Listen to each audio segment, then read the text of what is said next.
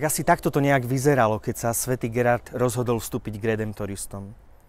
Preliezol cez okno svojej izby, aby mohol nasledovať redemptoristov misionárov, ktorí v tom čase končili sväté misie v jeho farnosti.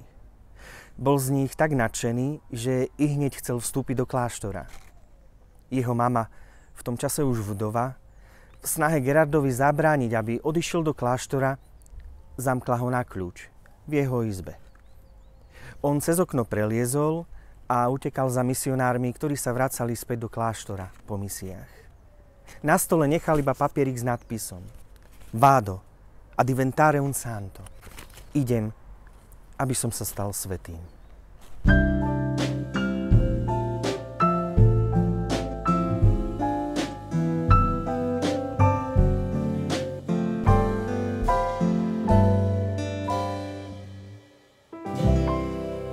Priatelia, s veľkou radosťou vám chcem oznámiť, že po rokoch snahy sa nám podarilo získať relikvie prvého stupňa nášho svätého Gerarda. Priamo z Mater Domini v Taliansku, kde je pochovaný. 16. októbra je sviatok svätého Gerarda. A práve z tejto príležitosti, tu u nás v Bazilike Minor v Michalovciach, nimi budeme požehnávať každý 16. deň v mesiaci. 16. októbra, 16. novembra, 16. decembra a tak ďalej.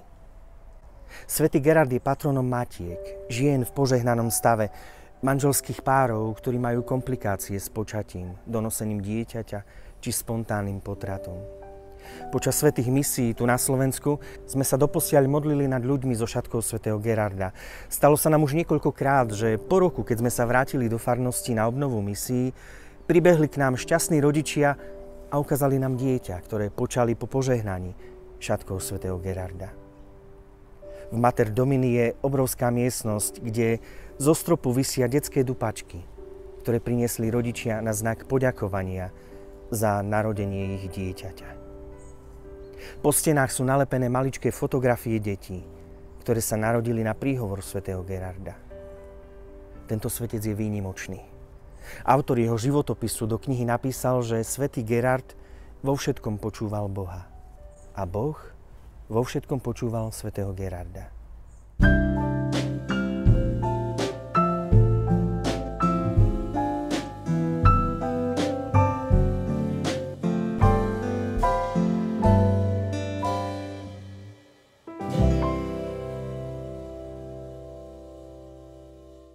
Priatelia, príďte si uctiť jeho relikvie.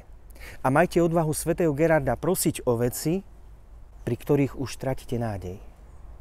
V reholi redemptoristov ako reholný brat plnil úlohu krajčíra. Šil naše reholné habity a kňazské rúcha, oltárne plachty, pracoval v zakrestii a tiež na vrátnici. Bol vždy prvým človekom, ktorého stretávali ľudia, keď prichádzali do kláštora. Svätý Gerard je tiež patronom dobrej svätej spovede. Istý človek prišiel do kláštora na duchovné cvičenia. Počas niekoľko dní sa modlil spolu so spoločenstvom redemptoristov, pristupoval aj k svätému prijímaniu. Svätý Gerard podišiel k nemu a opýtal sa ho, kam ideš. Na sväté prijímanie odvetil. Ako to a čo s hriechmi, ktoré si zatajil na spovedi? A v tomu svätý Gerard vymenoval hriechy, ktoré ten pán zatajil a nevyznal. Svätý Gerard nevyspovedal ani jedného človeka, pretože nebol kňazom. Ale vďaka nemu sa dobre vyspovedalo nespočetné množstvo ľudí. On privádzal ľudí k spovedniciam, je patronom dobrej spovede, lebo celý život bol v štýle pripodobňovania sa k ukrižovanému Kristovi. Preto všade je znázorňovaný s krížom. Svätý Gerard, pros Boha za nás.